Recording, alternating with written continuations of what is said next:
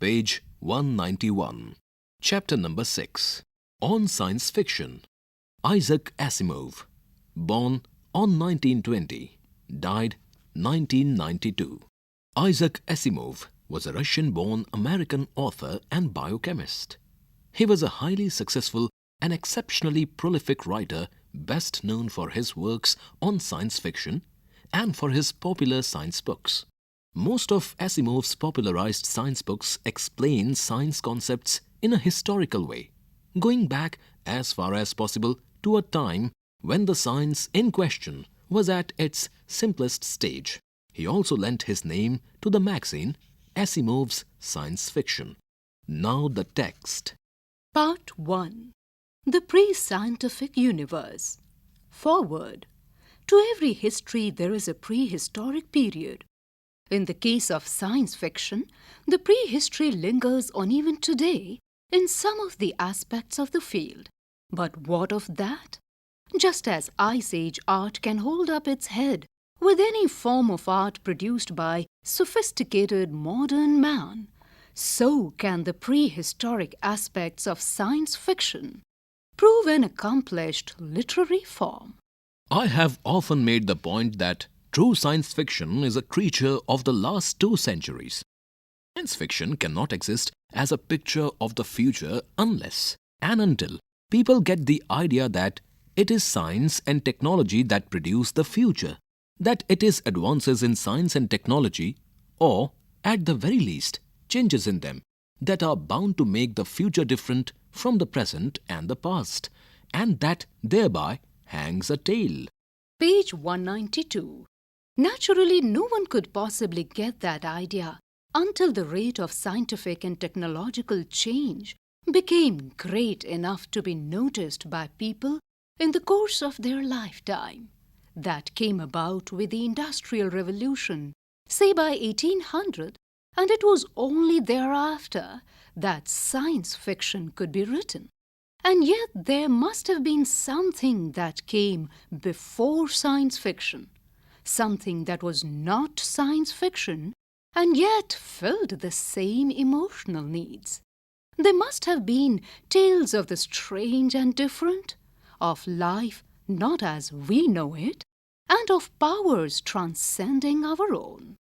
Let's consider the respect that people have for science and for the scientists, or the fear that people have, or a combination of both, rests on the certain belief that science is the key to the understanding of the universe and that scientists can use science to manipulate that key. Through science, people can make use of the laws of nature to control the environment and enhance human powers. By the steadily increasing understanding of the details of those laws, human powers will be greater in the future than in the past. If we can imagine the different ways in which they will be greater, we can write our stories. In previous centuries, however, most men had but a dim understanding, if any at all, of such things as laws of nature. They did not know of rules that were unbreakable, of things as they must be that could serve neither to help us nor to thwart us, but that might allow themselves to be ridden to glory, if we but knew how. Instead, there was the notion that the universe was the plaything of life and the will, that if there were events that seemed analogous to human deeds, but that were far greater in magnitude, they were carried through by life forms resembling those we know but greater in size and power. Page 193. The beings who controlled natural phenomena were therefore pictured in human form. But the superhuman strength, size, abilities, and length of life, sometimes they were pictured as super-animal, or as super combinations of animals.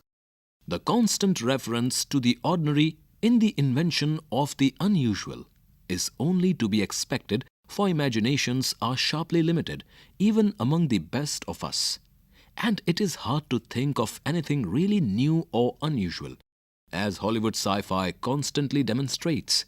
Since the phenomena of the universe don't often make sense, the gods are usually pictured as whimsical and unpredictable, frequently little better than childish.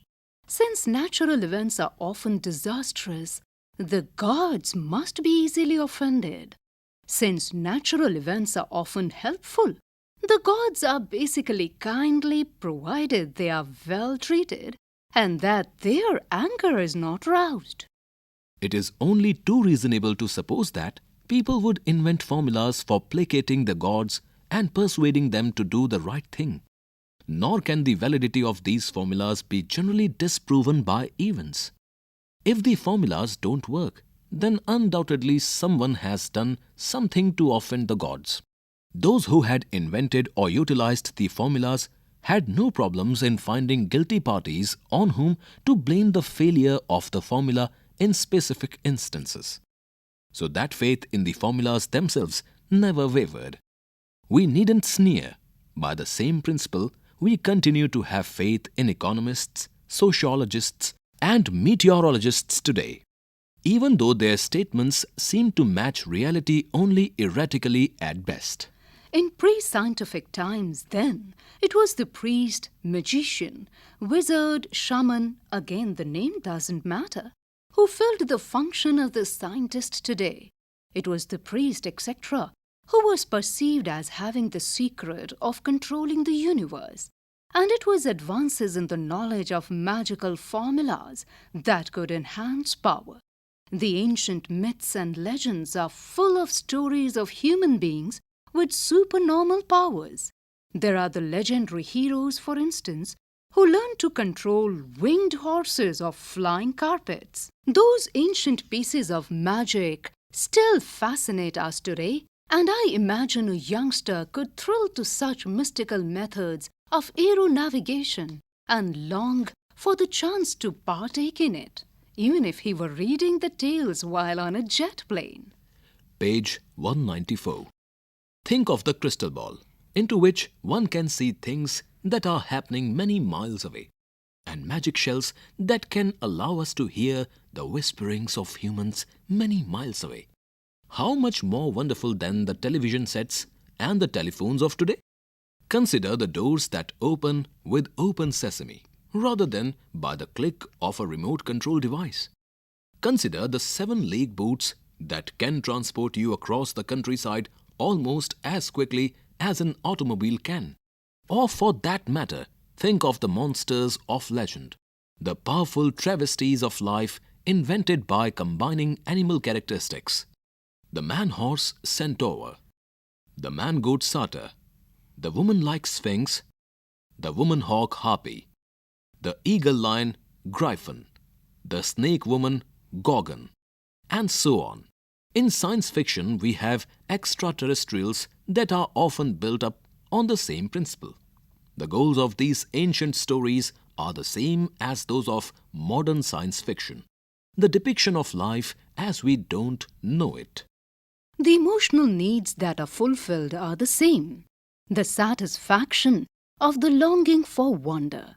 The difference is that the ancient myths and legends fulfill those needs and meet those goals against the background of a universe that is controlled by gods and demons, who can in turn be controlled by magical formulas, either in the form of enchantments to coerce or prayers to cajole. Science fiction, on the other hand, fulfills those needs against the background of a universe that is controlled by impersonal and unservable laws of nature, which can in turn be controlled by an understanding of their nature. In a narrow sense, only science fiction is valid for today, since, as far as we can tell, the universe does follow the dictates of the laws of nature and is not at the mercy of gods and demons. Page 195. Nevertheless, there are times when we shouldn't be too narrow or haughty in our definitions. It would be wrong to throw out a style of literature that has tickled the human fancy for thousands of years for the trivial reason that it is not in accord with reality. Reality isn't all there is, after all. Shall we no longer thrill to the climatic duel of Achilles and Hector because people no longer fight with spears and shields? Shall we no longer feel the excitement of the naval battles of the War of 1812 and of the Napoleonic Wars because our warships are no longer made of wood and are no longer equipped with sails? Never. Why, then, shouldn't people who enjoy an exciting science fiction adventure story not enjoy a rousing mythological fiction adventure story? The two are set in different kinds of universes but follow analogous paths. So, though I am sufficiently stuck in the muddish to be narrow in my definition of science fiction and would not be willing to consider sword and sorcery examples of science fiction, I am willing to consider it the equivalent of science fiction set in another kind of universe, a pre-scientific universe. I don't even ask that they be wrenched out of context and somehow be made to fit the universe of reality by being given a scientific or pseudo-scientific gloss.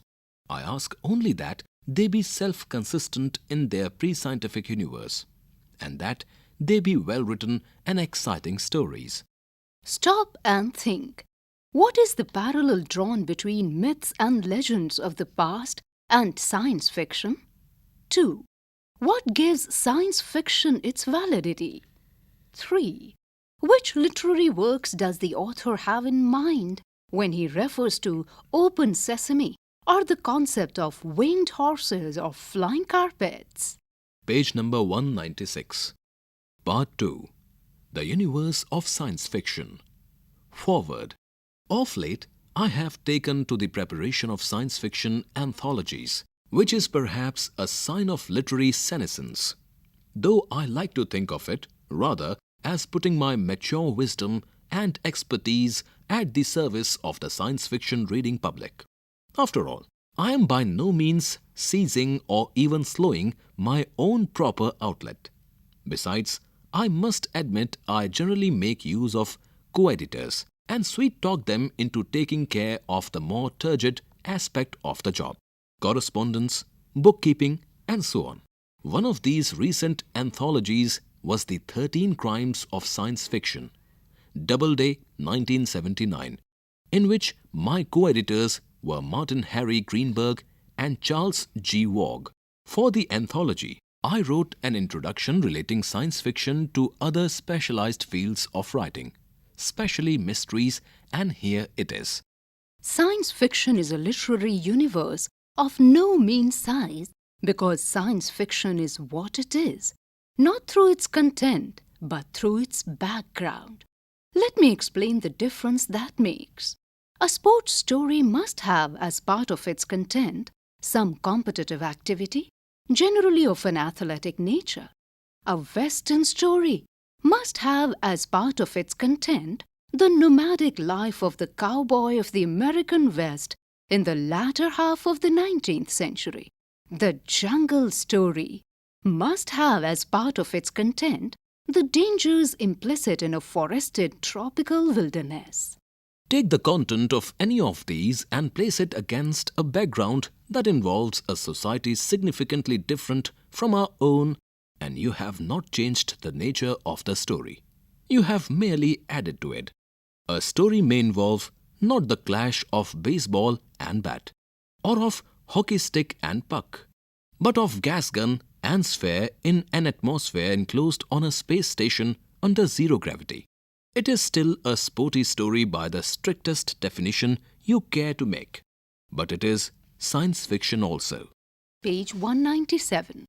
In place of the nomadic life of a cowboy and his horse herding cattle, you might have the nomadic life of a fish boy and his dolphin herding his schools of mackerel and cod. It could still have the soul of a Western story and be science fiction also. In place of the Mato Grosso, you can have the jungle on a distant planet, different in key factors of the environment, with exotic dangers in atmosphere, in vegetation, in planetary characteristics never encountered on Earth. It would still be a jungle story and be science fiction also. For that matter, you needn't confine yourself to category fiction. Take the deepest novel you can imagine. one that most amply plumbs the secret recesses of the soul and holds up a picture that illuminates nature and the human condition, and place it in a society in which interplanetary travel is common, and give it a plot which involves such travel, and it is not only great literature, it is science fiction also. John W. Campbell, the late great science fiction editor, used to say that science fiction took as its domain all conceivable societies, past and future, probable or improbable, realistic or fantastic, and dealt with all events and complications that were possible in all those societies. As for mainstream fiction, which deals with the here and now and introduces only the small novelty of make-believe events and characters, that forms only an inconsiderable fraction of the whole. And I agree with him. In only one respect did John retreat from this grand vision of the limitless boundaries of science fiction. In a moment of failure of nerve, he maintained that it was impossible to write a science fiction mystery. The opportunities in science fiction were so broad, he said, that the strict rules that made the classical mystery story fair to the reader could not be upheld. I imagine that what he expected was the sudden change of rules without warning in the midst of the story. Something like this, I suppose. Page 198. Ah, Watson, what that scoundrel did not count on was that, with this pocket pheneston, which I have in my pocket pheneston container, I can see through the lead lining and tell what is inside the casket. Amazing, Holmes. But how does it work? By the use of Q-rays, a little discovery of my own, which I have never revealed to the world. Naturally, there is the temptation to do this. Even in the classical mystery story that is not science fiction, there is the temptation to give the detective extraordinary abilities in order to advance the plot. Sherlock Holmes' ability to distinguish at sight the ashes of hundreds of different kinds of tobacco, while not perhaps in the same class as the invention of a Q-ray at a moment's notice, is certainly a step in the direction of the unfair. Then, too, there is nothing to prevent even the strictest of strict mystery writers from using actual science, even using the latest available findings of science, which the reader may not have heard of. That is still considered fair. There are dangers to that. However, since many mystery writers know no science and cannot prevent themselves from making bloopers. John Dickson Carr, in one book, revealed that he didn't know the difference between the element antimony and the compound antimony potassium tartrate. That was only irritating. But in another book, he demonstrated that he couldn't tell the difference between carbon monoxide and carbon dioxide, and reduced the plot to a shambles. One of Dorothy Sayers' more grisly short stories involved the effect of thyroid hormones, and though she had the right idea, she made the effects impossibly rapid and extreme. Writing a scientific mystery, then, has its extraordinary pitfalls and difficulties. How much more so the writing of a science fiction mystery? In science fiction, you not only must know your science, but you must also have a rational notion as to how to modify or extrapolate that science. Page number 199. That, however, only means that writing a science fiction mystery is difficult. It does not mean that it is conceptually impossible as John Campbell thought. After all, it is as perfectly possible to cling to the rules of the game in science fiction mysteries as in ordinary ones. The science fiction mystery may be set in the future and in midst of a society far different from ours. One in which human beings have developed telepathy, for instance, or in which light-speed mass transport is possible, or in which all human knowledge is computerized for instant retrieval. But the rules still hold. The writer must carefully explain to the reader all their boundary conditions of the imaginary society. It must be perfectly clear what can be done and what can't be done, and with those boundaries fixed, the reader must then see and hear everything the investigator sees and hears. And he must be aware of every clue the investigator comes across. There may be misdirection and red herrings to obscure and confuse, but it must remain possible for the reader to introduce the investigator. However, outray the society. Can it be done? You bet. Modestly, I refer you to my own science fiction mysteries, The Caves of Steel and The Naked Sun, which I wrote back in the 1950s, in order to show John that he was being too modest about science fiction. Understanding the text. 1. What makes for the distinction between the various genres of fiction? A sports story, a western story, a jungle story, and science fiction. 2. How does Asimov establish that John Campbell was wrong in his opinion that it is not possible for a science fiction mystery to be fair to a reader in the same way as a classical mystery is? 3. What are the pitfalls that the writer of science fiction mystery must guard against? Page number 200. Talking about the text. Discuss in small groups. Number 1. Imagination and fantasy help human beings to speculate upon the possible explanations for the complexity and unpredictability of the phenomena in the universe. Number 2. The difference that science and technology have made to everyday life today was visualized in science fiction 50 years ago. Appreciation. Number 1. Discuss the author's attitude towards the pre-scientific imagination and the tone he adopts while talking about it. Number 2. Observe how the paragraph as a form has been used in the essay. Some paragraphs consist of just one sentence. What purpose do you think the author had in putting them in this manner? Number 3.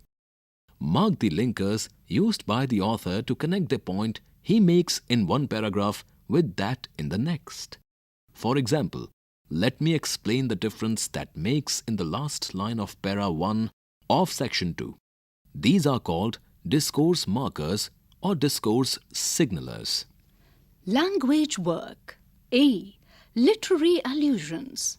First, look up a literary dictionary or encyclopedia or the internet to understand the references to the following mythical creatures: centaur, satyr, sphinx, harpy, griffin, gorgon, Pegasus.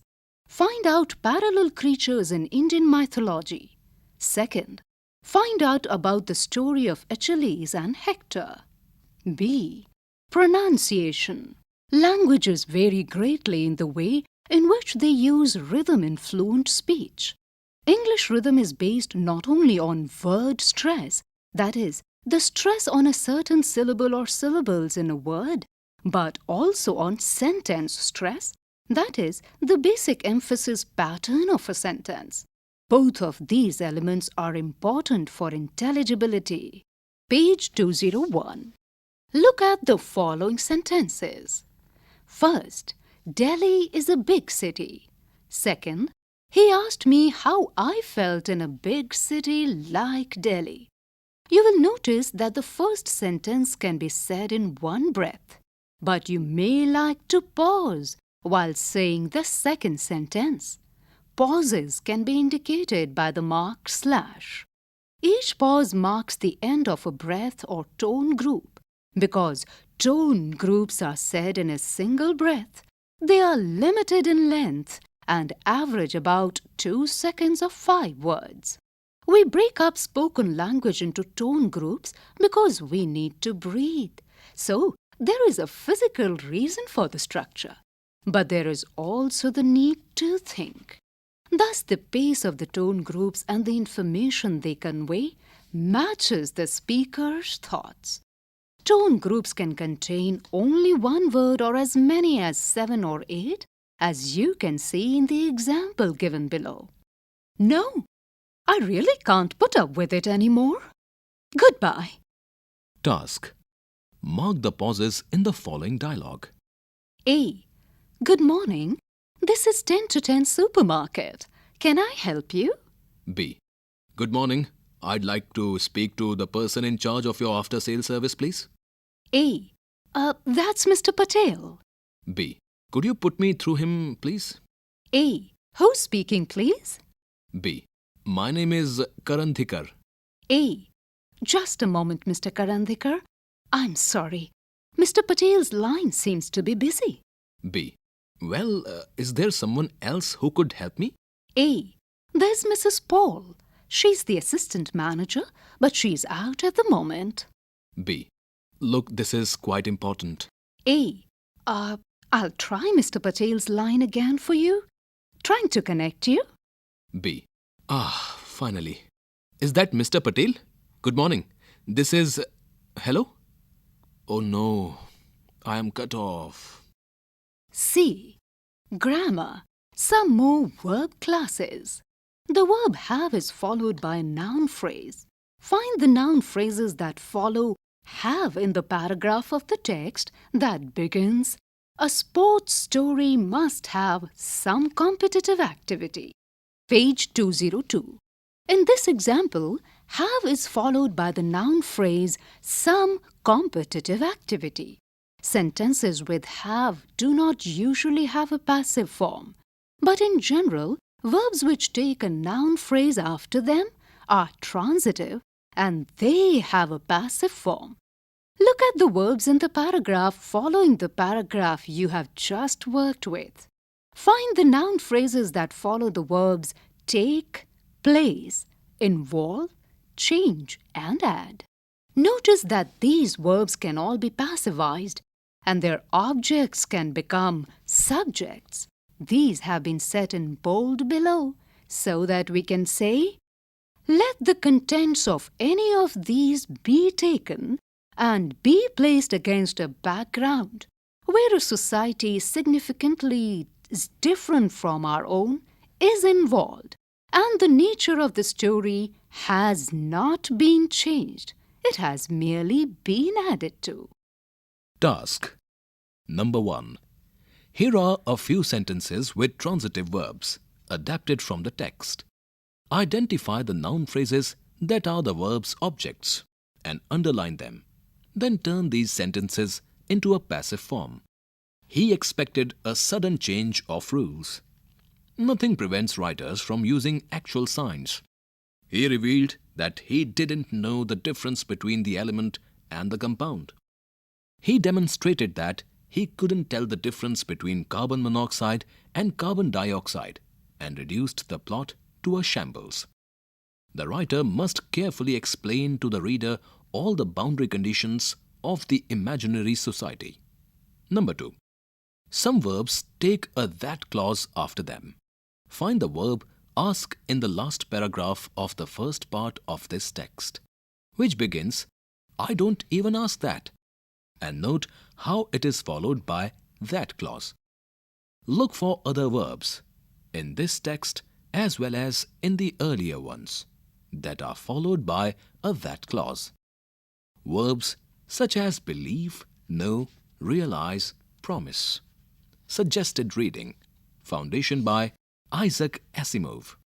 Chronology of Science and Discovery by Isaac Asimov.